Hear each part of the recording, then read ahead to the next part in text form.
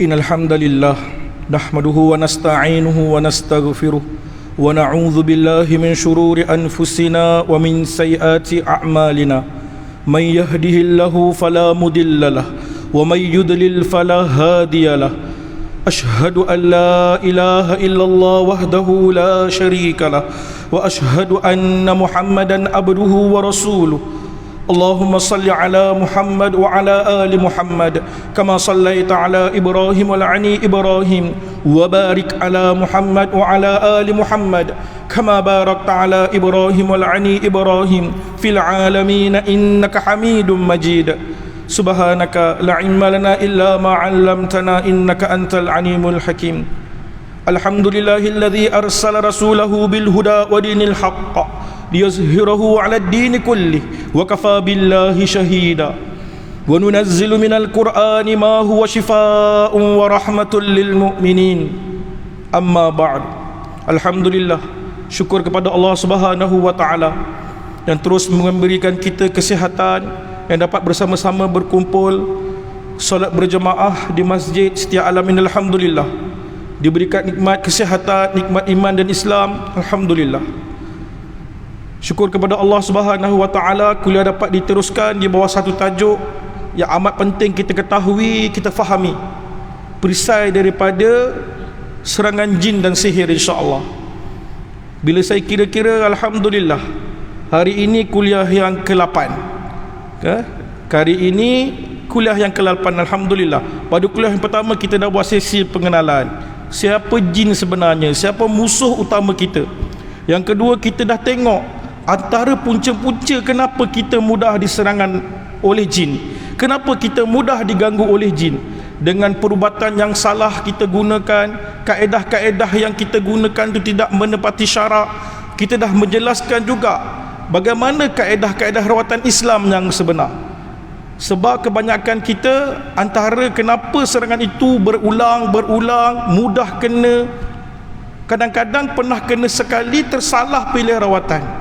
Jadi kita dah jelaskan ciri-ciri rawatan yang mengikut syarak, ciri-ciri rawatan yang tidak mengikut syarak secara terperinci. Alhamdulillah, kita dah dengar nasihat ulama bagaimana kita nak memilih seorang perawat itu, bagaimana kita nak memilih kaedah-kaedah dalam merawatan Islam. Kita dah dengar definisi perubatan Islam supaya kita tidak tersilap lagi. Sekali kita tersilap, kita membuka ruang kepada syaitan atau jin ini masuk ke dalam tubuh badan kita. Sekali dia masuk, nak keluar itu bukan satu perkara yang mudah. Bukan satu perkara yang mudah. Dia dapat peluang dia masuk, untuk keluar bukan satu perkara yang mudah. Jadi alhamdulillah, kita dah berkongsi ya apa tips-tips yang boleh kita gunakan, ya apa sebenarnya kenapa Allah beri kepada kita penyakit disebabkan oleh gangguan makhluk halus. Ya alhamdulillah, supaya kita bermotivasi, supaya kita semangat untuk terus berikhtiar. Alhamdulillah, hari ini kita masuk lebih kepada satu tajuk yang terperinci, ya, menjawab satu persoalan, kenapa jin ni nak sangat ganggu manusia, seronok sangat ke ganggu manusia ni. Kenapa sebab-sebab dia? Banyak sebab-sebab dia kenapa dia nak sangat dengan kita ni. Bila kita tahu punca dia kenapa kita diganggu, kita boleh tackle lah masalah tersebut. Bila tahu masalah, kita selesaikan masalah tersebut. Mana punca kita kena gangguan ni? Jadi bila kita tahu punca, untuk menyelesaikannya mudahlah. Kita kena gangguan sebab ini.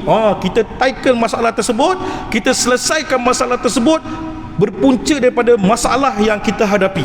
Barulah kena. Dia masuk ganggu kita bukan, yalah, ada sebab-sebab tertentu dia.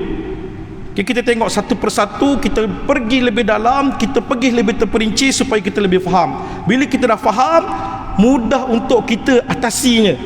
Bolehlah kita buat perisai daripada gangguan-gangguan ini, insya-Allah. Okey, seperti yang kita jelaskan sebelum ini, kadang-kadang masalah yang kita hadapi, penyakit yang kita hadapi ini terbahagi kepada 3. Pertama, memanglah disebabkan oleh fizikal kita yang bermasalah, tak ada kena mengena dengan jin. Yang kedua, tak ada masalah fizikal, tapi kita ada masalah dengan gangguan jin. Kita sakit, kita tahu kita ada masalah, Bila cek hospital, doktor kata kita sihat. Kat sini kemungkinan kita telah diganggu oleh makhluk yang dinamakan oleh jin. Yang dinamakan sebagai jin. Yang dinamakan sebagai jin yang mengganggu kita. Itu yang kedua. Yang ketiga, kita dah hadapi kedua-dua masalah tersebut. Gangguan makhluk halus pun kena, fizikal pun kita kena. Allah uji kita kedua-dua sekali. Ini yang disebut oleh Tuan Guru Datuk Dr. Amran Kasimin. Ditekankan dalam kelas, setiap hari kuliah disebut ini. Perhatikan betul-betul kat mana pesakit ni kena. Jin semata-mata ke, fizikal dia sakit ke, ataupun memang dah kena kedua-dua sekali. Setiap kali kelas, ini yang sentiasa diulang. Jadi hari ini kita peringatkan balik kat mana masalah kita. Jadi hari ini kita pergi, tajuk kepada utama kita tadi, gangguan makhluk halus. Buktinya ada ke sebenarnya gangguan makhluk halus ni, jin ini? Terbukti daripada dalil Quran dan sunnah, hadis Nabi SAW. Yang pertama saya pernah sebutkan, dalam Al-Quran sebanyak 49 kali perkataan sihir itu disebutkan. 49 kali perkataan sihir. Jadi sihir ini dia tidak boleh berlaku sendiri tanpa campur tangan jin. Wajib ada jin, barulah sihir itu berlaku dengan izin Allah. Dia tak boleh berlaku secara sendiri. Jadi 49 kali Allah sebut dalam Quran tentang sihir. Itu dalil yang pertama. Yang kedua, Nabi juga diganggu oleh jin ketika solat. Hadis riwayat Bukhari. Ketika solat pun boleh diganggu oleh jin. Hadis sahih Bukhari. Yang kedua, syaitan mencuri harta zakat juga daripada sahih Bukhari. Kisah daripada Abu Hurairah berlaku ketika bulan Ramadan. Dijelmakan sebagai seorang lelaki mencuri harta zakat. Ketika itu Abu Hurairah berada di situ. Diajar pula ayatul kursi. Syaitan ajar ayat kursi kepada Abu Hurairah. Jangan ingat syaitan tak boleh ajar kita Al-Quran. Boleh. Dalam mimpi itulah kita belajar ilmu macam-macam. Kita dapat daripada mimpi ayat-ayat Quran ini. Hati-hati, takut-takut yang datang memberi kita itu, yang mengajar kita itu adalah syaitan. Hati-hati. Sebab itu Tuan Guru Ustaz Harundin, Dr. Amran Kasimin tidak membenarkan sama sekali beramal daripada ilmu yang didapat daripada mimpi. Tak dibenarkan. Dia suruh rujuk ulama muktabar. Nak tafsir mimpi itu kena rujuk ulama muktabar. Jangan sesekali kita ambil, sangat berbahaya dan berisiko tinggi.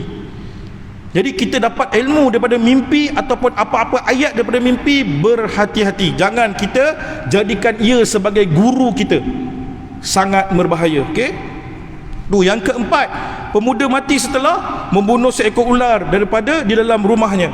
Balik daripada peperangan sampai ke rumah, nak tengok isteri kat luar rumah, rupanya ada ular kat dalam rumah. Ditebas ular tu mati. Pemuda ini pun mati sama-sama dengan ular tersebut. Rupanya ular ini adalah daripada kalangan bangsa jin. Jadi jin boleh memberi mudarat kepada manusia dengan izin Allah. Boleh. Sakitkan dia boleh sakitkan kita balik. Daripada hadis riwayat Muslim sahih. Benda ini sahih, boleh berlaku. Yang keempat, apa kata-kata Imam Ibn Taymiyah, kerasukan dan resapan jin dalam tubuh manusia adalah satu perkara hakikat.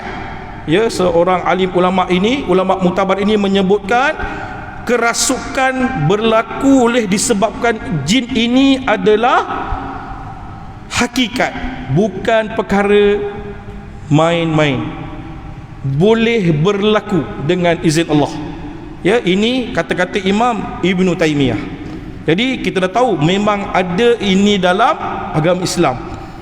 Kita kena beriman benda ini boleh berlaku dengan kita. Jadi kita memerlukan satu perkara yang boleh membenteng diri kita daripada masalah ini. Kita balik, kita tengok kenapa Allah ciptakan jin ini, untuk tujuan apa. Sama seperti kita dalam surah Az-Zariyat ayat yang ke-56. Selalu kita dengar ayat ni, a'udzubillahi minasyaitonir rajim, wa ma khalaqatul jinna wal insa illa liya'budun, dan aku tidak menciptakan jin dan manusia melainkan untuk menyembah dan beribadah kepadaku. Itulah tujuan dia, sama macam manusia. ya, dijadikan untuk beribadah kepada Allah, menjadi hamba kepada Allah, ditaklifkan dengan dosa dan pahala, diberikan syurga dan neraka. Sebab itu jin yang mengganggu kita ni tak pernah yang baik. Dia macam kita juga di Islam, ustaz, dia yang ganggu ni jin Islam. Ui, macam mana jin Islam boleh ganggu? Sama dengan manusia. Ada tak orang Islam ganggu manusia? Ada. Ada tak orang Islam yang minum arak? Ada. Macam tu juga jin, walaupun dia beragama Islam, dia juga melakukan dosa. Mengganggu manusia itu satu dosa buat dia. Dia macam manusia juga. Dia ada perlu makan, dia perlu minum, dia beragama, dia berkaum, dia berkahwin. Kehidupan dia sama seperti manusia. Tu alam jin yang perlu kita kenali sedikit demi sedikit. Bila kita kenal dia siapa, mudah untuk kita atasi dia. Oh, dia sama dengan kita, dia tak boleh ganggu kita apa cara sekalipun. Tapi berlaku satu di sebuah universiti, dia ada seorang wanita, dia masuk dalam surau. Dekat surau tu paling kuat tarikan internet dia. Budak perempuan ni tak menutup aurat. Dia pakai seluar pendek, baju t-shirt, masuk kat dalam surau, dia main internet. Dia main lah, buka surf internet, buat kerja dia. Akhirnya berlaku kerasukan. Merasuk menjerit-jerit dekat dalam surau tu. Bila datang perawat, rukyahkan, dia kata tak payah baca, aku keluar sekarang, cuma nak bagi tahu dia tolong jaga tempat ini, kami nak beribadah, sakit mata.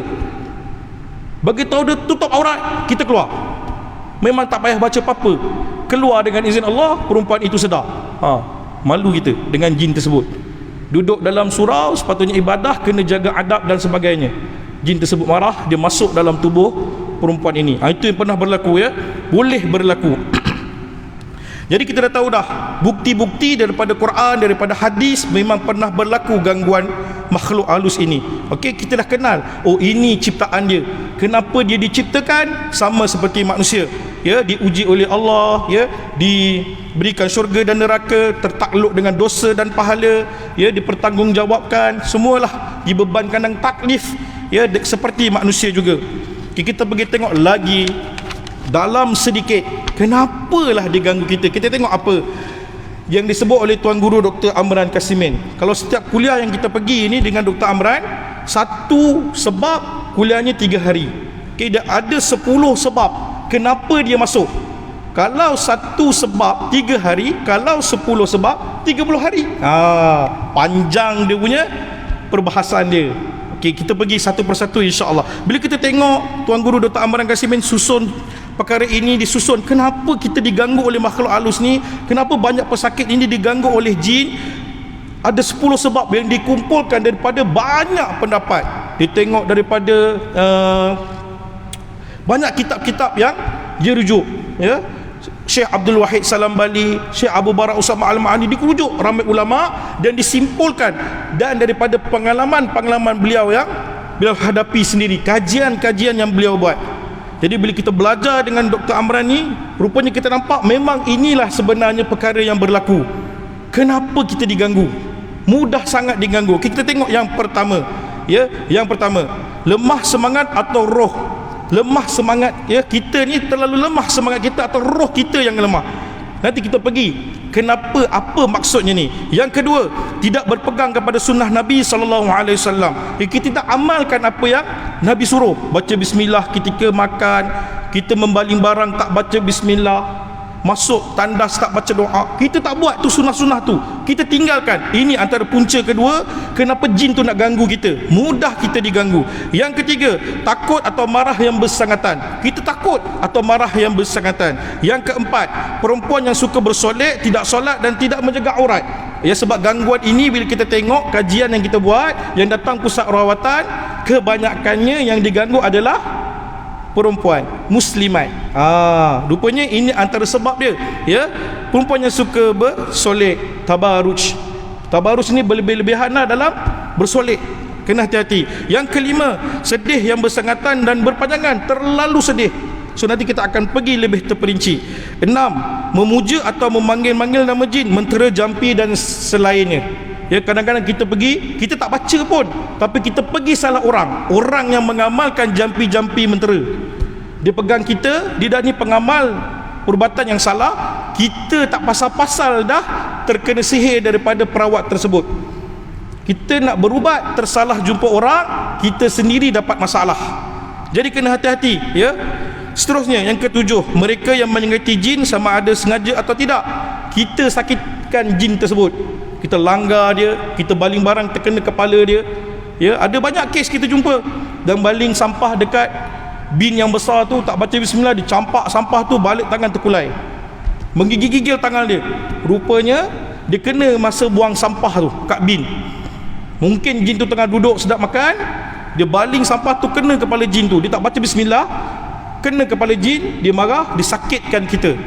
Itu kes yang pernah berlaku. Ada satu kes juga, dia masuk nak mengukur satu tempat di satu pulau, nak ukur kawasan tersebut, nak bina bangunan. Keluar daripada pulau tersebut, tangan dia pun terkulai, sakit, bisa. Doktor kata ada masalah dengan saraf. Bila dirukyahkan, menggetar-getar tangan dia, merasuk. Dia kata, aku datang daripada pulau yang dia masuk. Dia masuk tanpa kebenaran, aku tak bagi dia nak buat apa-apa tempat aku tu. Kenapa dia masuk, main masuk, dia terjah saja. Ini tempat anak aku, perkampungan aku.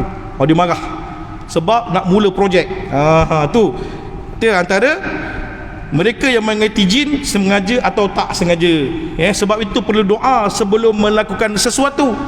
Sebab itu baca bismillah tu penting. Rupanya bismillah ini kita punya signal kepada dia. Bismillah, pergi dia. Dia tahu orang nak buat sesuatu. Nak tuang air dalam sinki, tuang air panas dalam sinki, bismillah. InsyaAllah kalau ada dekat sinki tu, dia tengah makan, jangan pergi. Dia tahulah kita nak buat sesuatu kat tempat tersebut. Baling batu, bismillah. InsyaAllah kita terlindung daripada gangguan-gangguan jin ini. Okey. Yang ke-8, akibat kejahatan jin tersebut. Memang dia memang jahat.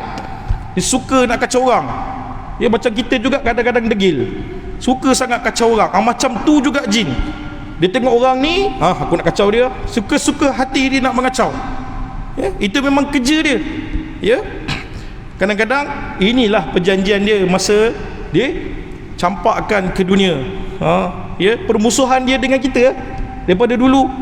Dia musuh dengan kita, tak puas hati dengan kita sejak penciptaan Nabi Adam. Ini salah satu jarum dia. Dia tak puas hati dengan kita, dia nak sesatkan kita dengan cara mengganggu kita. Dia masuk dalam tubuh badan kita, disakitkan kita, ya. Yang ke-9, jin yang suka atau mencintai manusia. Dia cinta dekat kita, dia masuk, dia berkenan, dia tengok orang ni, dia sayangkan orang ni, dia jatuh cinta. Lelaki perempuan sama je, kedua-duanya pun kena. Budak-budak tafiz, ya, yang selalu sekolah-sekolah agama ni, hati-hati. Banyakkan budak lelaki yang kena ni pelajar-pelajar tafiz. Kenapa dia kena rasuk? Malam-malam mimpi perempuan, kadang-kadang nampak kelibat perempuan. Rupanya jin tu suka dekat dia, berkenan dengan budak ni. Akhirnya dia ganggu, masuk dalam tubuh badan budak ni, dia ganggu habis-habisan. Perempuan, ya, suka bersolek, tak tutup aurat, suka dia. Macam mana seorang lelaki mencintai seorang perempuan, macam tu juga jin. Dia boleh suka dekat perempuan ni, dia masuk dan akhirnya diganggu. Bukan sebab sihir pun, sebab dicintakan pada seseorang itu. Dan yang terakhir, yang ke-10 adalah sihir. Sihir ada tujuan tertentu, ya. Hasad dengki kita, tak puas hati. Cara kasar tak boleh, cara halus aku gunakan. Kau siap, kau jaga. Berebut tanah, tak puas hati orang tu meniaga maju, kau jaga. Nak tembak pakai pistol tak boleh, aku tembak pakai santau, busung dan sebagainya. Hantar sihir. Itu yang ke-10. Jadi ke-10 ini boleh berlaku dengan izin Allah. Kalau Allah tak izin, maka tak berlakulah. Okey? Tapi kalau Allah nak uji kita, terkena, boleh terkena. Imam ke, siak ke, ya, ustaz ke, kiai ke, boleh kena. Tak mustahil boleh kena. Nabi juga pernah disihir, kan, oleh Labid bin Asam. Hadis sahih, Nabi pernah disihir. Itu yang berlaku. Jadi jangan ingat kita tak boleh kena, boleh terkena. Jadi kita dah tahu, ada 10 sebab kita boleh terkena dengan gangguan jin ini. Dia boleh kacau kita oleh 10 sebab ni. Mana satu kita kena ni, belah mana kita dah terkena. Dia ada simptom-simptom dia. Kalau jin ni suka kita, simptom-simptom dia macam ni. Kalau kita mengamalkan benda-benda tak elok, keturunan-keturunan kita dulu pernah mengambil dia sebagai khadam, yang kena cucu cicit dia, keturunan-keturunan dia, warisan-warisan dia, tanda-tanda dia segini. Dia berbeza-beza macam penyakit. Penyakit jantung, simptom dia ini. Penyakit kencing manis, simptom dia ini. Begitu juga dengan gangguan makhluk halus. Kita boleh detect daripada tanda-tanda yang pesakit kena. Oh, dia kena macam ni, patutlah. Lepas tu kita boleh teka. Sebab ramai simptom dia lebih kurang, kita boleh cakap pesakit. Oh, mesti ada ni kan, ni. Oh, ustaz ni pandai tilik tak, kita bukan tilik pun. Kita diagnose daripada simptom. Kita dapat lihat daripada tanda-tanda ni lebih kurang sama dengan pesakit lain. Jadi kita tengok daripada situ. So kita dah faham ada 10 sebab kenapa kita boleh diganggu atau diserang oleh jin. Okey, sama ada sihir ke, disuka kat kita ke.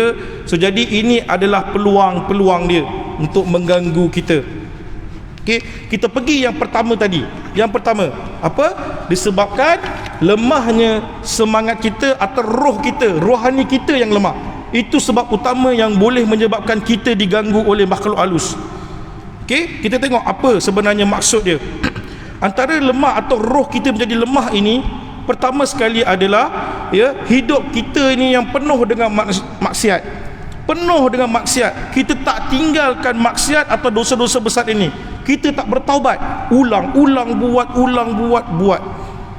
Tak takut dengan azab Allah. Ini ruang dia nak ganggu kita. Tak ganggu kita, tengok family kita.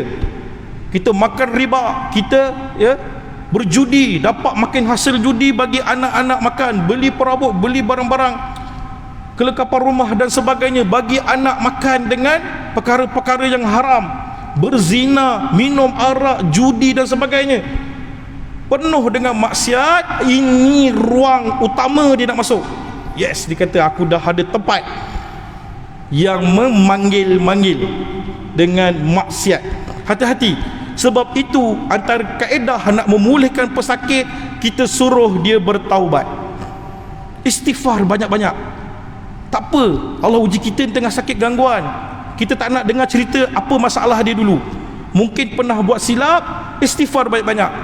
Mudah Allah nak sembuhkan.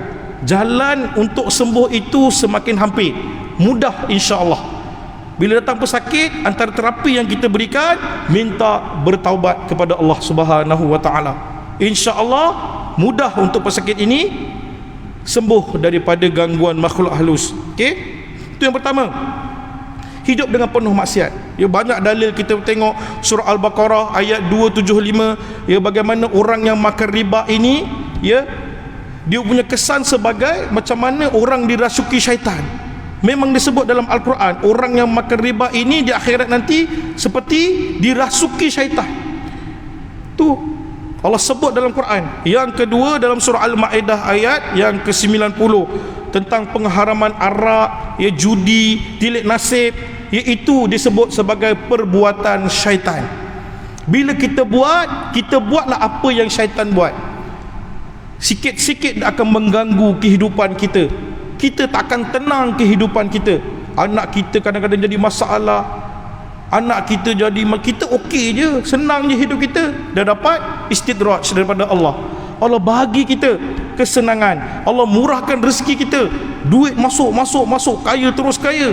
Tapi dia sebenarnya menghadapi masalah lain yang lebih besar. Kadang-kadang yang kita sendiri tengok, ya Allah, hai, kenapa masalah dia jadi macam ni? Macam pelik. Tak dia kena, anak dia sakit. Tak anak dia sakit, cucu dia masalah, melibatkan benda-benda lain.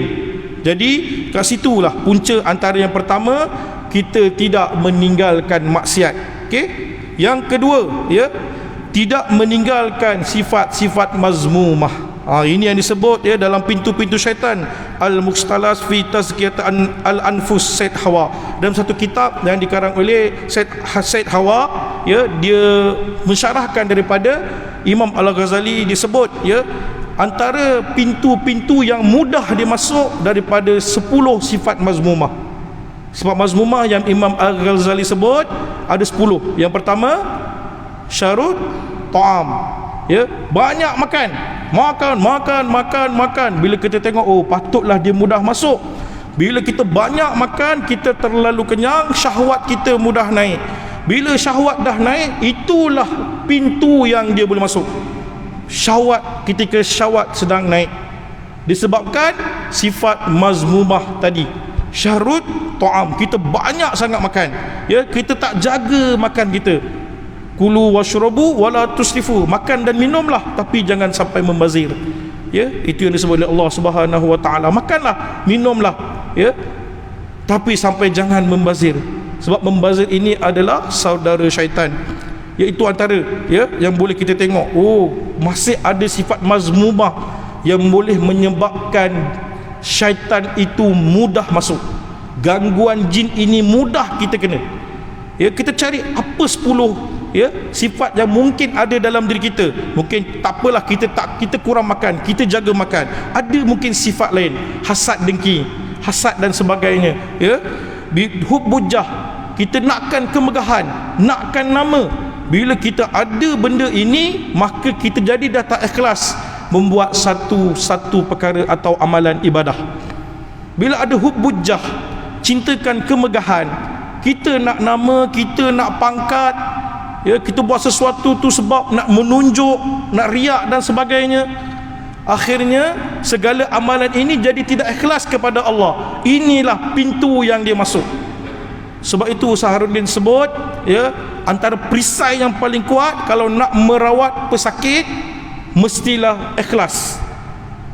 Syaitan tak boleh tembus orang-orang yang ikhlas, tak boleh. Itu perisai kebal daripada bisikan ataupun kemasukan syaitan dalam hati manusia. Okey, kena hati-hati. Kita kena tengok, oh mungkin kita kena muhasabah, tengok diri kita, kenapalah kita ni tak sembuh, kenapa mudah sangat. Mungkin kita sedang berdendam dengan orang tersebut, orang tu kita tak maafkan lagi. Ada lagi yang kita tak puas hati dengan orang yang kita tak suka tu, kita pula tuduh dia sihir kita, kita tak maafkan dia. Jumpa seorang perawat kata, dia orangnya macam ni. Kita dah mula syak wasangka, oh kita disihir dengan orang sekian-sekian. Sebab itu kita tak sembuh-sembuh. Kita dah ada syak wasangka, kita ada buruk sangka, takkan sembuhlah sakit kita tu. Tuduhan melulu tanpa bukti yang kukuh, na'udzubillah, takkan sembuh daripada gangguan makhluk halus ni. Sebab tu kita kena clearkan hati kita daripada sifat-sifat mazmumah ini, supaya kita ikhlas melakukan sesuatu ibadah. Kalau kita nak sebut sifat mazmumah ni ada 10, banyaklah kan. Kita clear, kita tengok kat mana yang kita ada. Kita clear bab makan, tak ada masalah. Mungkin kita, ya, hubbujah, hubbud dunya, syarut ta'am, syarut kalam, ghadab, pemarah dan sebagainya. Kita tackle masalah kita kat situ. Kita muhasabah, perbanyakkan istighfar. Itulah perisai yang paling baik. Kita kembali kepada Allah, kita bina hidup kita yang baru, perbaiki amalan-amalan kita sedikit demi sedikit. Pastikan ia mengikut sunnah-sunnah yang sahih. Okey, tu yang kedua. Okay, kita tengok yang ketiga, ya.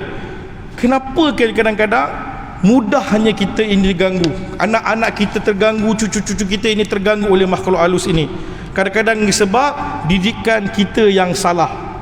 Kita suka takut-takutkan budak-budak ni dengan cerita-cerita hantu. Dia jadi takut. Masuk tempat gelap, ada hantu. Budak dah mula takut sejak dari kecil. Dimomokkan dengan takutnya kepada hantu. Biasa kan? Masuk situ, nanti kena colek dengan jin ni. Dia mula takutkan sejak dari kecil. Kadang-kadang kita bagi dia dengan menceritakan kisah-kisah mistik atau misteri sejak daripada kecil. Nak takut-takutkan dia, kita cerita benda-benda yang seram. Dulu kat kampung ni hantu pocong berkeliaran. Budak-budak, tu tak jadi nak pergi melepak. Sebab ditakutkan, dimomokkan dengan cerita-cerita hantu ni. Takut-takut cerita yang kita sampaikan atau kita dengar ini khurafat, habis. Bila cerita itu khurafat, cerita itu tidak betul, rekaan semata-mata, tak tahu sumber, habis. Kita boleh pergi ke peringkat seterusnya, iaitu syirik kepada Allah. Kita ni takut yang amat, lebih kepada takut kepada Allah, percaya kepada perkara-perkara mistik ni. Jadi takjub dengan perkara mistik. Itu yang berlaku. Datang pusat rawatan budak umur 9 tahun baru-baru ni. Kita nak tengok budak umur bawah 12 tahun kena rasuk ni rare. Sangat rare, susah nak jumpa, tapi berlaku. Bila kita tanya kenapa dia kena rasuk, mudahnya kena kerasukan. Malam-malam ayah dia suka cerita hantu ni. Dia buka cerita-cerita seram, cerita-cerita horror, kan? Dia bagi anak ni tengok. Kerap. Jadi anak ni terbayang-bayang lah apa yang dia cerita tu. Dia tengok, dia jadi takut. Jadi mudah kena gangguan makhluk halus. Jadi kita kena ubah benda ni. Jangan lagi kita cerita takut-takutkan ya. Anak-anak kita, murid-murid kita, kan, duduk kumpul ramai-ramai, ada kenduri. Malam ni kita ada kisah seram. Nak jadi seronok benda tu. Tapi benda ni boleh menjadi satu perkara yang teruk kepada pelajar, budak-budak ni. Dia akan simpan dalam kepala dan dia percaya benda ini boleh menakutkan dia. Berbahaya. Sekali dikena, masalah ini bukan mudah nak diselesaikan. Kita nak tune dia balik, kita nak bersihkan balik akal fikiran dia. Dia banyak kita pergi dekat satu pusat pemulihan di Shah Alam, ya, pusat pemulihan wanita di Shah Alam. Kerasukan ni kerap berlaku. Kenapa kita tanya, bila kita kumpulkan pelajar-pelajar ni yang kerap kerasukan ni, antara sebabnya malam-malam ni lah, duduk bersembang cerita hantu. Dekat tingkat ni pernah orang mati gantung diri. Dekat bawah-bawah tu ramai budak-budak. Sebab apa? Uri-uri itu ditanam, ya, bila berlaku kelahiran anak luar nikah, uri-uri itu ditanam di kawasan pusat pemulihan tu. Ada satu tempat uri itu ditanam. Ditanam dan tu ditanamkan pokok. Jadi dia kata dia nampak budak-budak bermain, ya, nampaklah kanak-kanak kat situ tengah malam. So disajikan dengan cerita-cerita yang menyeramkan kepada budak-budak ni. Sejak daripada budak, tak payah budak, kadang budak sekolah menengah cerita dekat dalam asrama. Ini memang seronok dekat atas almari lah, duduk bertenggek, bergegar almari. Ini perkara biasa ni. Perkara biasa budak-budak asrama. Tak cerita hantu, tak seronok, tak best. Jadi bila cerita hantu ni ada, jadi seronok. Padahal dia boleh memberi kesan kepada jiwa kita. Stop, hentikan serta-merta. Dah jangan lagi cerita mengagut ni. Jangan lagi cerita-cerita yang tidak berfaedah ini. Jadi takut nanti, ya. Kena hentikan serta-merta. Kadang-kadang kita juga tanamkan kepercayaan khurafat seperti mandi safar, ya. Sejak pada kecil kita dah bawa anak kita pergi tempat yang bukan-bukan. Mandikan dia dengan mandi safar, ya, pemakaian tangkal, dipakaikan dengan tangkal sejak daripada kecil, ya, percaya kepada bintang-bintang horoskop, zodiak dan sebagainya. Tengok bintang ni, nasib dia macam ni. Kalau bulan Mei, siapa lahir bulan Mei, bintang dia ini, nasib dia macam ni, rezeki dia macam ni. Itu syirik kelas pertama. Itu syirik kelas pertama, mempercayai bintang-bintang dalam kehidupan kita. Na'udzubillah. Dengan bintang boleh menentukan nasib seseorang. Na'udzubillah. Itu tilikan yang boleh menyebabkan kita syirik kepada Allah. Perlu perbaharui syahadah kita. Itu perkara biasa oleh budak-budak. Ya, kita dihantukan dengan benda-benda tersebut. Kali ini bulan 6. Kau bulan 6 kan? Kau bulan 6. Dia punya bintang Taurus. Taurus, dia punya nasib sekian-sekian. Dah, budak tu jadi masalah. Jadi takut. So jangan lagi kita ceritakan perkara-perkara ini kepada anak-anak kita. Ya? Yang keempat, kadang-kadang gangguan itu boleh berlaku, antara sebab dia adalah masalah disebabkan mental atau psikologi kita. Kita ada masalah dengan mental, tekanan perasaan, kita ada masalah dengan stres, kita ada depression, mudah sangat kita diganggu. Jiwa kita tengah lemah, fikiran kita tengah serabut, jiwa kita memang tengah kacau ni, jiwa tengah kacau, sedih, ya Allah. Jadi mudah gangguan itu masuk ketika ini. Pastikan bila kita ada tekanan, ada masalah daripada sudut kejiwaan, segera atasi. Cari orang, ya, luahkan tempat yang betul, ruqyahkan. Takut-takut bila tak boleh kontrol, ada benda yang kontrol dalam badan dia. Banyak berlaku. Saya cuba ustaz nak zikir tapi tak boleh. Ustaz tu suruh saya zikir, ustaz tu suruh saya solat, tapi saya nak buat tak boleh. Cuba ruqyahkan. Saya boleh bagi 90% masalah mental ada kaitan dengan gangguan makhluk halus. Itu jalan yang boleh dia masuk ganggu akal kita. Kita masalah macam-macam ni, masalah rumah tangga, masalah anak, masalah tempat kerja, masalah keuangan, masalah pilihan raya ni lah. Ni lagi cerita pilihan raya. Orang nak menang macam-macam lah dibuat, kan? Kita dah ready ni ke pusat rawatan tu. Ustaz, saya nak bertanding. Okey, tanding, moga-moga menang lah. Ada tak apa-apa yang boleh buatkan orang suka kat saya? Datang pusat rawatan minta macam tu. Boleh tak saya nak jadi pemanis? Boleh tak saya nak bagi orang tunduk dengan saya? Tunduk Inilah peluang kita nak dakwah dia. Bukan senang nak cakap dengan bakal-bakal YB ni. Minta yang bukan berlaku ke berlaku. Ini musim-musim macam ni lah. Ya, hati-hatilah yang nak bertanding pilihan raya, jangan buat perkara yang bukan-bukan, yang boleh mengundang kemurkaan Allah Subhanahu wa taala. Bertandinglah cara bersih. Tak perlu gunakan sihir, tak perlu gunakan penunduk dan sebagainya, tak perlu. Yang akan merosakkan anda satu hari nanti. Tak anda, keluarga anda, semua akan terlibat nanti. Cucu cicit semua akan terlibat. Sekali kita berdamping dengan dia, sekali kita terlibat dengan dia, seumur hidup kita boleh jadi masalah. Boleh jadi masalah. Kita mengundang dia sebabkan kita nak sesuatu memuaskan hati kita. Kita cukup takut datang pusat rawatan, minta, Ustaz, macam mana nak buat benteng? Kalau nak benteng daripada sihir tu banyaklah. Apa cara kita nak pergi berperang dalam pilihan raya? Untuk kita jadi berani ke hadapan, macam-macam. Ya, tips-tips yang dia minta. Kalau kita, alhamdulillah, kalau pergi jumpa ruqyah, pergi Darushifa ke Darussalam, alhamdulillah, mungkin dia boleh bagi nasihat yang baik. Jika tersalah pergi, itu yang kena kerat 18 tu. Zaman nak bertanding pilihan raya, kena kerat 18, tanam, habis. Hati-hati. Ya, jadi itu antara sebab bila roh kita dah lemah, antara punca mudah dia masuk sebab roh kita yang lemah. Kita dah jumpa, datang pusat rawatan, antara tanda dia ada masalah dalam jiwa dia, kita pegang kejap, baru start baca a'udzubillahi minasyaitonirrajim, terus menjerit, mengganas. Stopkan rawatan, tanya, sebelum datang ni bergaduh ke dengan suami? Ada bergaduh dengan suami ke? Tengah tak puas hati ke apa ke? Ustaz tanya dia sendiri, kan? Rupanya dia tengah stres, ada masalah dengan suami dia. Bukan jin sangat pun, disebabkan stres dia tu diluahkanlah ketika ruqyah itu berlaku. Macam tu biasa kita jumpa. Start je ruqyah awal-awal dah merasuk dengan teruk, mengamuk dengan teruk. Biasanya dia ada masalah dari sudut tekanan perasaan, kejiwaan dia. Kita kena rawat juga jiwa dia. Okey, tu kita kena tengok. Sebab itulah kita kena perhatikan, jangan sampai tersalah diagnos. Kan kita tengok sekejap-kejap kita tuduh sihir. Ni sihir ni. Ada orang tak puas ni.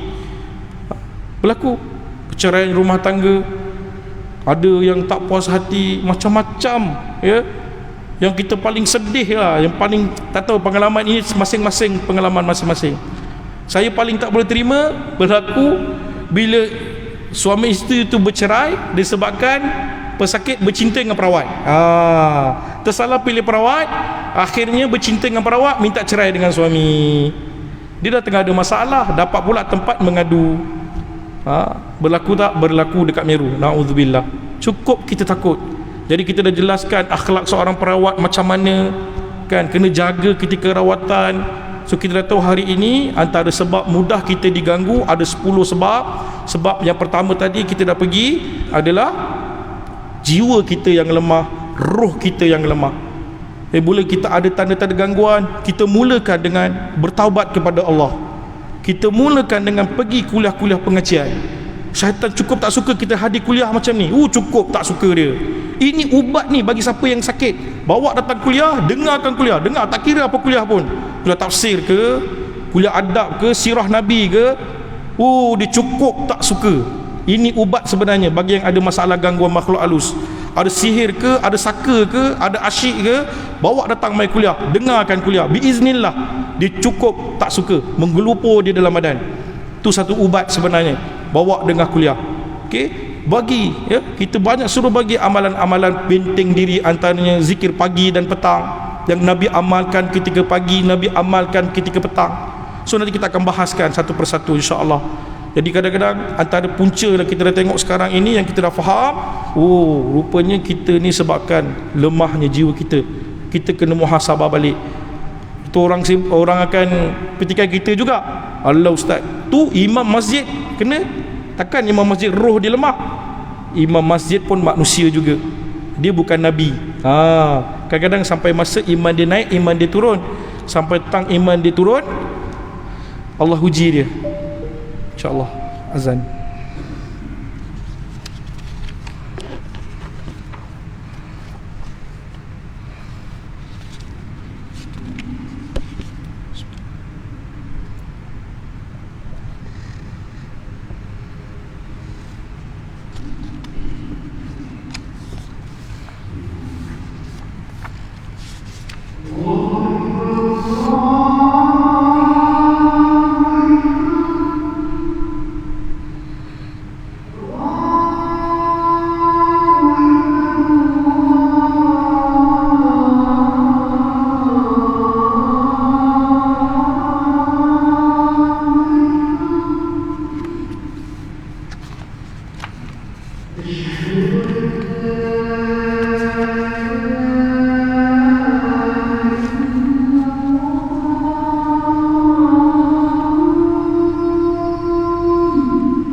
Asyhadu an la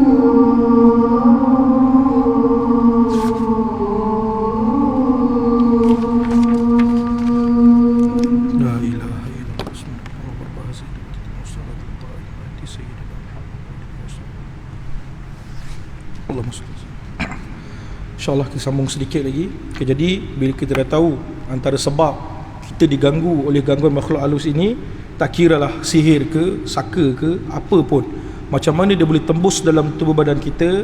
Yang pertamalah sebab oleh dengan izin Allah juga. Allah tak izin, tak akan masuk. Jadi bila Allah izin dia masuk, berlaku, maka ia berlaku takdir qadarullah ke atas kita. Allah takdirkan kita kena diuji oleh Allah dengan penyakit sedemikian, kita kena redha. Jadi bila kita dah tahu kita ada masalah dekat situ, antara kaedah yang biasa kita, guru-guru kita ajarkan untuk kembalikan roh kita ini sihat, ya, untuk kembalikan semangat kita ini, tak ada cara lain yang disebut oleh Tuan Guru Datuk Amran Kasimin dalam kelas yang diajarkan kepada kami, suruh tanamkan kepada pesakit, ya, mulakan dengan menjaga amalan wajib itu dahulu. Bila jaga amalan wajib, tambahkan dengan solat malam.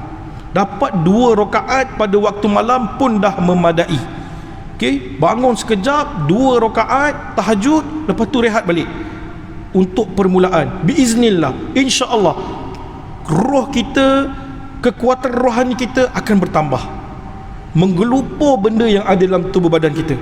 Kita mula kuat daripada sudut rohani. Biasanya impact yang biasa kita nampak, dah mula kerukiakan dah tak merasuk macam dulu dah. Dulu terjerit-jerit, bila dah mula dijaga amalan wajib, mula dia buat amalan sunat, satu persatu dia buat sedikit demi sedikit, dah tak ada kerasukan dengan izin Allah. Sangat membantu. Cuba bangun 2/3 malam tersebut, 2 rakaat, biiznillah, sangat membantu. Okey, itu antara tips yang boleh membantu insya-Allah. Kita muhasabah balik sifat-sifat mazmumah yang ada dalam hati kita, kita perbaiki sekiranya ada. Kita mula maafkan orang-orang yang membenci kita, orang-orang yang tak suka dengan kita maafkan aja diorang. Kita maafkan mereka, insya-Allah hati kita pun akan tenang. Tapi bukan mudah kan, kita nak maafkan orang yang pernah sakiti kita, bukan satu perkara yang mudah, tapi kesannya insya-Allah kita akan tenang.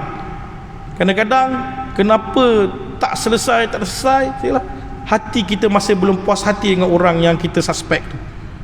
Kena clear kat situ. Kita banyak bagi dia nasihat dekat pesakit supaya cuba maafkan, biiznillah, dia sangat membantu. Okey, kita rawat hati kita semula insya-Allah. Wallahu alam. Saya buka 1 minit sekiranya ada soalan. Kita dah serangkan tadi 10 sebab. Nanti kita akan pergi next kuliah yang kedua, yang ketiga dan seterusnya. Ini yang pertama. Macam mana kita atasi pun kita dah ceritakan insya-Allah.